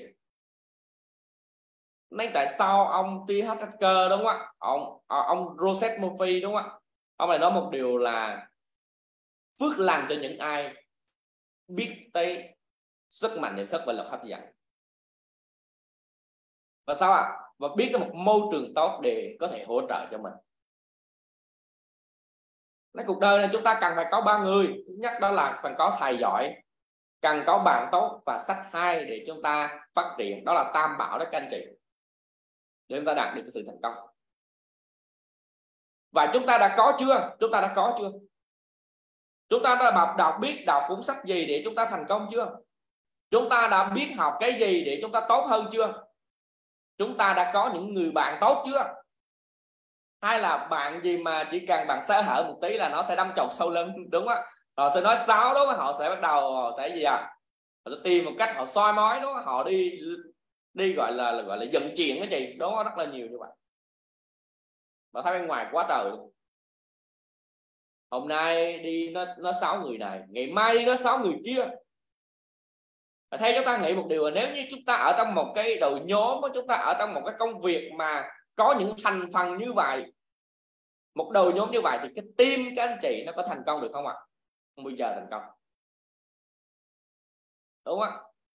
Đó các anh chị, đó là cái sự khác biệt, đó là sự khác biệt đó. Thế nên chúng ta cần phải chọn đúng cho mình những cái kết quả, chọn đúng cho mình cái môi trường để chúng ta tham gia, để chúng ta đạt những kết quả lớn hơn. Ông Donald Trump, ông ấy có viết một cuốn sách là gì ạ? Tại sao nhiều người họ muốn thành công nhưng không thành công được? Bởi vì họ thiếu môi trường. Và có nhiều người chúng ta đang thiếu môi trường đó, thiếu những người bạn đồng hành đó, thiếu những người là gì ạ? Những con người tuyệt vời bên cạnh mình đó. Và ngày hôm nay chúng ta đang ở trong môi trường tuyệt vời như vậy, thì chúng ta hãy chơi thân và chơi tốt với họ đi, để chúng ta được ở lâu hơn. Bên ngoài kia thì dù chúng ta bỏ ra tiền trăm triệu nó không có đó chị. Bảo đã từng thấy chứng kiến rất là nhiều người chỉ cần vào một môi trường thôi họ đã bỏ rất là nhiều tiền, đúng không? Rất là nhiều tiền rồi các anh chị. Muốn vào bất động sản để bằng có thông tin, đúng không? 300 triệu rồi nó tiếp, vào đó rồi nó tiếp chị, chồng 300 triệu rồi nó tiếp đó chị nha. Chị nói nó thầy nói đúng không? Bảo không phải là thầy, chị nghe thầy sao sao đó, nghe thầy tự nhiên nhớ tới khi thầy viết bản bụi phấn rơi rơi, đúng không? Đúng không chị? Bảo chỉ là người anh chị em trong nhóm học sách, đúng không ạ? Và chia sẻ, có kiến thức trước và chia sẻ cho anh chị. Và hy vọng những kiến thức này sẽ giúp cho mọi người chúng ta có thể thay đổi chính bản thân của mình chị. Bởi vì môi trường là quá tuyệt vời luôn, đúng không ạ? Nhưng mà chúng ta học free, đó là một điều tuyệt vời ở chị, để chúng ta nhận giá trị và chúng ta thay đổi bản thân của mình các chị. Và học free mà chúng ta còn chưa nghiêm túc, đúng không ạ? Chúng ta còn chưa chịu học nữa thì bạn cũng không biết gì đó, không biết bạn như thế nào luôn. đúng không ạ? Thế nên chúng ta cần phải cảm ơn cái người bạn của mình, cảm ơn cái người đang hỗ trợ cho mình, cảm ơn cái người đang gửi link cho mình mỗi ngày đó. Bởi vì đó là người đồng hành cùng bạn đó. Có thể đó là một cái quý nhân của bạn, một người đó mà vũ trụ muốn gửi đây để giúp cho bạn. Nếu như bạn không trân trọng nó, họ sẽ đi giúp người khác đó chị, đúng không? Nếu như bạn không trân trọng nó, họ sẽ đi giúp người khác đó. Rồi bạn tự làm đó. Đúng không ạ? Đó là cái việc của mình, là chúng ta cần phải nghiêm túc với mình, hãy luôn luôn có một suy nghĩ tích cực. Thời điểm này là thời điểm đi giúp cho các anh chị chúng ta nâng cao mình lên, nâng cao tư duy, nâng cao trí tuệ mình lên để mình đạt được những kết quả. Và để cho chúng ta có cho mình một cái suy nghĩ tích cực, một cái thái độ tích cực đó, thì chúng ta cần phải có cho mình tư duy, chị nha. Để cho mình có một thái độ tích cực, mình cần phải có một tư duy. Và để có tư duy chính là yếu tố đầu tiên trong tam giác, đúng không? Trong tam giác hướng đến sự thành công, chúng ta phải biết được cái người giàu họ nghĩ gì. Nhiều người than vãn là chúng ta thiếu tiền, nhưng không bao giờ chúng ta than vãn là chúng ta đang thiếu trí khôn, thiếu tư duy để chúng ta kiếm tiền. Tại sao? Cũng là gì ạ? Cũng rất là nhiều người đã từng rất thất nghiệp luôn chị. Donald Trump đã từng phá sản rất nhiều lần rồi, nhưng tại sao 1-2 năm sau ông lại kiếm lại được, và thậm chí kiếm nhiều hơn? Nhưng mà tại sao nhiều người làm mãi mà không có giữ được? Đây chị, bởi vì này, bởi vì tư duy. Bởi vì họ đã có tư duy sẵn rồi, mỗi ngày họ sẽ phát triển hơn, họ mạnh hơn, họ giỏi hơn, họ có nhiều thông tin hơn, họ có nhiều mối quan hệ chất lượng hơn, và họ sẽ kiếm được nhiều tiền hơn. Đó là điều đương nhiên các chị. Nếu họ không có tâm là họ có tiền hay không có tiền, họ chỉ cần có tư duy không, có cái nơi để họ thể hiện mình không, họ sẽ làm được. Nên chúng ta đừng có than thiếu tiền, mà chúng ta hãy nhìn lại xem mình đã có tư duy chưa, mình đã có đủ tư duy để mình kiếm được tiền chưa. Ok không ạ? Đấy, để chúng ta đạt được những kết quả của mình. Nhưng mà để chúng ta có một tư duy đó, thì chúng ta cần phải có một niềm tin. Và cái niềm tin này là cái niềm tin bạn là người thành công, cái niềm tin bạn là cái người có kết quả lớn, bạn là người giỏi, bạn là người xuất sắc, bạn là một gì ạ? Một champion, đúng không ạ? Là một nhà vô địch. Chúng ta phải có một niềm tin gì đó, chứ không phải là chúng ta có một niềm tin không tích cực. Chúng ta cần phải có một niềm tin hỗ trợ cho sự giàu có của mình, đúng không ạ? Chúng ta hãy nhớ công thức này là gì? Niềm tin nó sẽ dẫn đến gì ạ? Nó dẫn đến cảm xúc. Niềm tin tích cực nó sẽ dẫn đến cảm xúc tích cực. Cảm xúc tích cực nó sẽ dẫn đến hành động tích cực, và hành động tích cực thì nó sẽ dẫn đến kết quả tích cực, và kết quả tích cực nó sẽ dẫn đến niềm tin tích cực. Đó là một vòng tuần hoàn lặp lại. Chúng ta chỉ cần làm đúng cái chân như vậy thì chúng ta sẽ có kết quả lớn. Đầu tiên chúng ta phải tin mình làm được mọi thứ, mình là người thành công, mình sinh ra trong đời này, mình xứng đáng để mình được nhận những kết quả đó, những xứng đáng được có một cái thu nhập cao, xứng đáng mà có một cuộc sống sung sướng, đúng không ạ? Xứng đáng bạn được làm những điều mình thích các chị. Hay là bạn muốn là bạn sẽ bị giới hạn? Niềm tin tích cực sẽ dẫn đến cái hành động, cái cảm xúc tích cực đó chị. Cảm xúc tích cực nó dẫn đến hành động tích cực, và hành động tích cực nó lại đến cái kết quả, đúng không? Đấy. Nhưng mà nếu chúng ta không tin mình thì kết quả của mình là y chang vậy không? Được chưa? Kết quả của mình là y chang vậy. Và niềm tin thì có 3 cái niềm tin đó chị. Cái niềm tin đầu tiên là cái niềm tin mà nhiều người đang gặp phải, đó là niềm tin bị giới hạn. Và thấy cái trường hợp này nhiều lắm luôn đó chị. Đó là gì ạ? em không có đẹp trai nên em không thể nào thành công được, em không có tiền nên em không thể nào thành công, đúng không? Em không được thông minh nên em không thành công, em gọi là gì em không được giỏi, em học ngơ đúng không, không thành công, đúng không? Em là người gọi là người trầm tính ít nói, không thể nào thành công. Nhưng tại sao có bao giờ chúng ta tự hỏi một điều, tại sao cái ông Nick Vujicic, cái người không tay không chân, ông ấy vẫn thành công? Tại sao nhỉ? Anh bảo nó sao chứ, do ông ấy không tay không chân nên mới thành công, đúng không? Vậy bạn có dám chặt hai tay hai chân mình không tay không chân để mình thành công không? Bạn có thành công không? Có không? Đúng không? Rất là nhiều anh chị chúng ta suy nghĩ buồn cười, do ông ấy không tay không chân nó thành công á, do ông ấy cộng động lực lớn ông ấy có động lực lớn. Anh thử hỏi một điều là bạn có động lực không? Chẳng lẽ bằng để bản thân bạn không tay không chân như vậy bạn mới có động lực à? Chứ bây giờ bạn không có động lực hả? Bạn không nhìn người thân của bạn họ đang gặp khó khăn, đúng không? Họ không nhìn người thân của bạn họ gì à? Họ mong muốn có một sống tốt hơn, họ không nhìn con cái của bạn, đúng không? Nó muốn một cái gì đó mà chúng ta không có đáp ứng được, đúng không? Chúng ta không có giúp được. Nó muốn học một cái trường đó tốt, đúng không? Chúng ta nói một điều, chúng ta không có tiền, đúng không? Nó muốn đi máy bay, nó thay vì nó đi xe đạp, đúng không? Nó muốn đi một chiếc xe đạp điện, nó tầm có 20 triệu. Chúng ta nói một điều là không có tiền, mày đi bộ cho tao, đúng không ạ? Chúng ta muốn như vậy à? Có một thời điểm Bảo đã từng trách với gia đình của mình là tại sao không cho con được điều con muốn.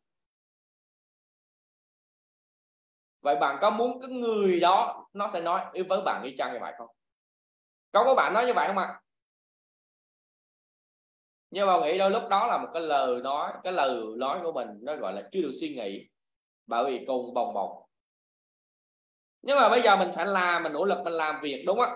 Mình dốc sức để làm gì ạ? Để mình không có gặp trường hợp như vậy nữa. Mình sẽ tạo mọi điều kiện tốt nhất cho con của mình phát triển, đúng không chị? Chứ nhìn thấy con của mình muốn mua cái này, bắt đầu chúng ta sẽ nói gì ạ? Ba anh chị cho tôi từng gặp trường hợp đó là khi mà con mình muốn mua một cái kẹo bông á, chúng ta biết cái kẹo bông bông không? Lúc còn nhỏ mua một cái kẹo bông, đúng không chị? Rồi sao nữa bắt đầu mình nói một điều là cái này nó không tốt không? Cái này ăn không có tốt đâu, cái này ăn bệnh á, đúng không? Và cuối cùng nó nói hả, thật hả? Và nó không bao giờ ăn cái món đó luôn, không chị? Có bao giờ chúng ta thấy là con cua hoàng đế cũng bắt đầu nhìn thấy câu mình nhìn thấy bắt đầu nói điều là con muốn ăn câu này không, câu này không ngon, hay con tép ngon hơn, hay con tép ngon hơn chị, đúng không? Và chúng ta sẽ gặp như vậy, chúng ta sẽ nói như nào? Đó là lời nói dối của bố mẹ của mình. Cũng có những cái trường hợp bố mẹ mình sẽ gì ạ? Cái thời điểm trước thì có những cái thời điểm mà nhà bảo gọi là nó chưa được ok, nó gặp hết các anh chị. Cuối cùng ăn cơm á, mẹ hỏi một điều, ủa tại sao mẹ thích ăn cơm trắng? Bà hỏi như vậy. Mà nó đều hỏi mẹ thích ăn cái cơm trái, cơm trái ngon hơn, đúng không? Tôi biết là chúng ta đã từng ăn cơm trái nha. Thì ở quê mới có, chứ còn thành phố không có đâu chị. Ở quê, món ở quê, đúng không ạ? Nấu bếp lửa củi á, rồi sau đó trái đít nồi, trái xém chị, bắt đầu là họ cạo cơm trái ăn, chấm mắm ăn chị. Thì bảo, thế bác hỏi là ủa tại sao mày không ăn cơm này mà tại sao ăn cơm trái này? Nó cứng, nó thậm chí là ăn ở đâu rang, đúng không? Tại sao vậy? Đúng không? Mẹ bắt đầu mới chia sẻ một điều là do mẹ thích ăn. Như là thật chắc là gì ạ? Nhai gạo chứ, nhai gạo thôi. Đó là những lời nói dối của bố mẹ mình đó. Và chúng ta có muốn chúng ta sẽ lặp lại cái hoàn cảnh đó giống như con của mình không? Nếu như không thì mình phải cố gắng, mình phải nỗ lực, mình phải dốc sức, thậm chí làm nhiều đi các anh chị, để chúng ta có cho con cái của mình một cái cuộc sống tốt hơn, hy sinh đời bố để củng cố cho đời sau, đúng không? Chứ không phải là đời cua cái và đời mái cài, đời trang mạng, đời công khất nước, đúng không? Như vậy nó chưa ok. Nên chúng ta phải loại bỏ những niềm tin giới hạn của mình. Bạn thành công đó, đúng không? Bạn là người thành công đó, được chưa? Tại sao bây giờ chúng ta chưa có kết quả? Đơn giản là bằng việc chúng ta chưa biết không, chưa ai nói chúng ta biết thôi. Nếu chúng ta biết trước, được nói trước, được hiểu trước, được học trước, được đào tạo, được huấn luyện trước, bạn thành công. Bạn không, các anh chị, đúng không ạ? Nên chứ không phải là chúng ta không thành công đâu, có điều là chúng ta chưa biết không, chưa ai chỉ lấy gì biết. Giống như chưa ai chỉ cho mình 1 cộng 1 bằng 2 lấy gì chúng ta biết 1 cộng 1 bằng 2, đúng không? Nhưng mà có người chỉ cho chúng ta rồi thì chúng ta thấy 1 cộng 1 bằng 2 chứ bao nhiêu, đúng không? Đó, đơn giản vậy thôi các anh chị. Nó hay loại bỏ những cái để do mình không có tiền, do mình nghèo mới cố gắng các chị. Không có tiền mà cố gắng đi. Rồi nó không có tiền rồi mà còn không cố gắng thì bạn xứng đáng ở gọi là nghe bền vững, đúng không? Lúc trước Bảo đọc một cuốn sách của chị, cái người nghèo là bùn đất để cho người giàu đi đây. Đó là cuốn sách dám thành công. Cái người nghèo là bùn, nhớ nha, là bùn nha, để cho người giàu đi lên, đúng không? Chúng ta nghe là nghèo khó, nghèo thì nghèo khinh, nghèo thì nghèo hèn, chứ không có ai là giàu mà giàu khó cả. Không ai là giàu khinh, giàu thì sang. Thì chúng ta muốn mình ở vị trí nào? Con người chúng ta đều sinh ra như nhau, bạn sẽ có quyền lựa chọn cuộc sống khi mình sống. Bạn không có quyền lựa chọn cuộc sống khi mình sinh ra, nhưng bạn có quyền lựa chọn cuộc sống khi mình sống. Mình muốn cuộc sống như thế nào thì bây giờ hãy làm đi. Hãy loại bỏ những niềm tin giới hạn của mình. Và cái niềm tin thứ hai là gì ạ? Là niềm tin tích cực. Ví dụ niềm tin sau đây: thắt mẹ là mẹ thành công. Cho ta hiểu cái tin gì nào? Thắt mẹ là mẹ thành công hả? Thất bại là mẹ thành công, đúng không ạ? Là sao ạ? Mình cần phải thất bại nhiều lần, nhiều năm, nhiều tháng, thất bại đến mức mà mình không bao giờ thất bại nữa thì mình thành công. Cũng hay đó, nhưng nó tích cực không? Đó, nó tích cực. Cái tư duy này là tư duy của bác Robert Kiyosaki, người viết cuốn sách Dạy Công Làm Giàu, Rich Dad Poor Dad, đúng không ạ? Rồi, thì cái thời điểm lập nghiệp ông ấy thất bại nhiều lắm, bởi vì ông ấy mang quan điểm là thất bại là mẹ thành công. Ok không ạ? Đó thì nên chúng ta cần phải lấy những cái tư duy nó, nếu gọi là tư duy niềm tin tích cực thì nó cũng đỡ hơn niềm tin về hạn chế. Ít nhất nó cũng tích cực đó chị. Ví dụ như 10 điểm này ít nhất nó cũng tầm cỡ 7-8 điểm, sớm muộn gì họ cũng thành công, đúng không? Nhưng họ đủ cái thất bại rồi họ sẽ thành công. Đó các chị. Ví dụ như là nghèo cho sạch rồi rách cho thơm. Nếu như đúng là chị, đúng. Nhưng mà đôi lúc chúng ta phải nhìn thấy một điều là nếu mà nói thật sự về nghĩa đen, nghèo nó không có thơm, đúng không ạ?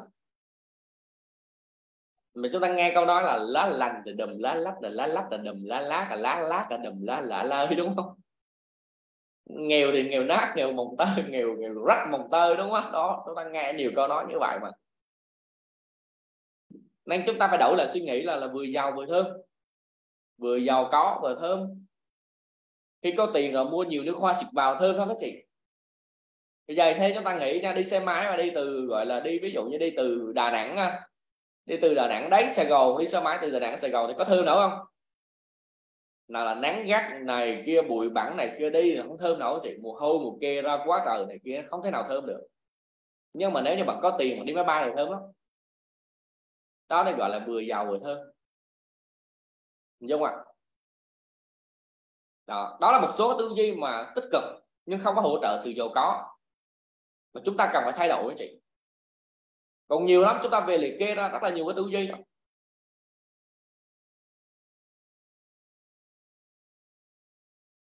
đúng chưa? Có anh chị nào chúng ta mang tư duy đó là Tiền bạc là nguồn gốc mọi tội lỗi không? Những người giàu không có tốt, nghèo khó chính là biểu hiện của sự trong sạch, đúng không? Thì đó là những tư duy hạn chế hả chị, những cái niềm tin hạn chế đâu. Chúng ta cần phải loại bỏ những cái niềm tin hạn chế chị nha. Chúng ta biết là bác Phạm Nhật Vượng vừa rồi á, bác ấy đóng thuế cho nhà nước Việt Nam của mình cần, bảo nhớ không lầm là 20.000 tỷ. 20.000 tỷ. Bạn đóng được bao nhiêu? Có những anh chị chưa tới 10 triệu chưa đóng thuế luôn, đúng không? Chưa đóng thuế luôn á chị. Cái thời điểm mà Bảo Học Công học qua Đà Nẵng á, bạn của mình nó chỉ mong muốn làm 9 triệu, lấy 10 triệu mới công đóng thuế, đúng không? Và nếu như nhiều người nghĩ như vậy thì đất nước làm sao phát triển được, được chưa? Nên chúng ta phải loại bỏ cái tư duy, chúng ta cần phải thay những cái tư duy, những cái niềm tin tích cực này thành niềm tin tích cực và hỗ trợ sự giàu có, thì bạn sẽ thành công, đúng không? Niềm tin tích cực hỗ trợ sự giàu có chị nha. Ví dụ như gọi là thành công thì mình cần phải gọi là mình đi chậm mà chắc, đúng không? Rồi, nhưng mà chúng ta phải suy nghĩ sắp đặt một trường hợp lại là ok, nếu như ngày hôm nay mình có cơ hội mình thành công á, thì nhanh thành công ngày nào thì mình đỡ khó khăn ngày đó, do mình đỡ khó khăn ngày đó, đúng không chị? Đấy, nên đã có cơ hội thành công luôn, chứ đừng để đi vòng vòng cuối cùng đi từ A đến B, đi một đường thẳng không đi mà đi cứ vòng đi mãi không tới đích được, đúng không? Thì chúng ta cần phải cài đặt những cái niềm tin hỗ trợ sự giàu có vào trong cái suy nghĩ của mình, để chúng ta có một cái thái độ tốt, tích cực. Đó là gì ạ? Đó là thành công này sẽ là nền tảng cho thành công tiếp theo. Biết ăn mừng thành công với người khác, chị biết quan tâm và biết gọi là gì ạ? Biết ăn mừng thành công và biết cảm ơn, yêu quý những người thành công đi, để chúng ta là cái người thành công tiếp theo. Sắp tới này, chuẩn bị là kết thúc nội dung này, đúng không? Chúng ta sẽ đặt hàng vũ trụ, đúng không ạ? Khi cái đạt thành công là phải ăn mừng vào, tuyệt vời vào, đúng không? Sung sướng vào, năng lượng vào, cảm xúc vào, chứ không phải là thấy người khác họ về tiền, người khác về tiền chứ mình về tiền đâu mà vui. Và theo các chị, khi chúng ta về tiền ai vui cho bạn, nếu như nghĩ như bạn như vậy đó, đúng không ạ? Vậy khi chúng ta về tiền là ai vui cho bạn? Mình chỉ cần mình vui được rồi, đúng rồi, bạn chơi rồi sống mình thôi chứ sống với ai, đúng không ạ? Cái này chúng ta hình dung là một điều là niềm tin hỗ trợ sự giàu có là gì ạ? Đó là chúng ta phải cài đặt niềm tin vào để nó giúp cho chúng ta thành công, để giúp cho ta thành công. Tất cả đều có trong những cái quy trình buổi sáng và buổi tối nha chị, nó có hết rất là nhiều, và tất cả những cái tư duy chúng ta thay đổi đều có trong những cái buổi Zoom đó. Cái việc của chúng ta là chỉ cần tham gia Zoom đầy đủ, nghiêm túc ngồi ghi chép lại thôi, xuyên suốt trong vòng 30 ngày thôi, là chúng ta đã có được hơn rất là nhiều người ngoài kia 10 năm 15 năm họ lăn lộn bên ngoài rồi. Bởi vì chúng ta đang được học những cái tư duy của những người đã trải nghiệm rồi, và họ đã có kết quả rồi anh chị, đúng không? Ông Donald Trump ông từng nói một điều là trải nghiệm thành công là gì ạ? Là những người đã trải qua rồi và họ đã có kết quả rồi, đó được gọi là trải nghiệm thành công. Và chúng ta đang được học theo kinh nghiệm và trải nghiệm của những người thành công đó các chị. Họ đã trải qua một quá trình, họ đúc kết lại cho anh chị rồi để chúng ta học đó. Nên chúng ta hãy nghiêm túc với cuộc đời của mình đi. Còn nếu như cuộc đời của mình mà chúng ta không nghiêm túc thì bảo không biết là chúng ta nghiêm túc với ai.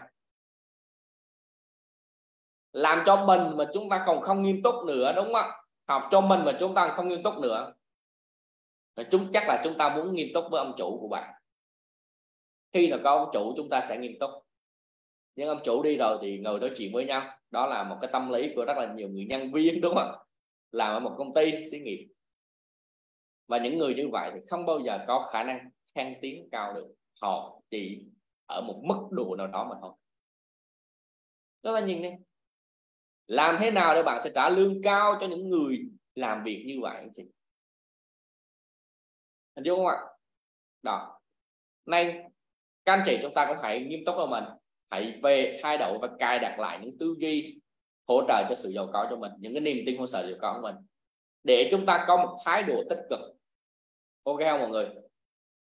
Hãy nhớ nha, dù có bất kỳ chuyện gì xảy ra, dù bất kỳ sự kiện tốt hay không tốt xảy ra với cuộc đời của mình, thì chúng ta cũng phải có cho mình một cái thái độ tích cực, thì bạn sẽ có một kết quả tích cực. Anh chị được không? Bạn sẽ có một kết quả tích cực.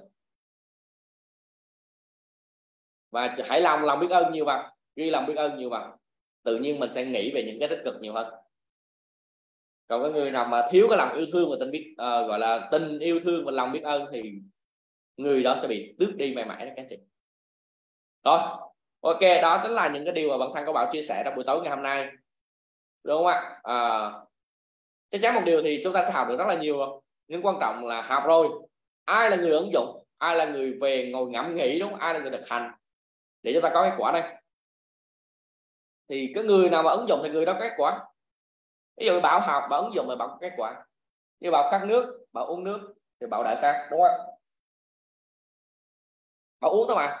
Các chị không uống thì chúng ta vẫn khát như thường, đúng không?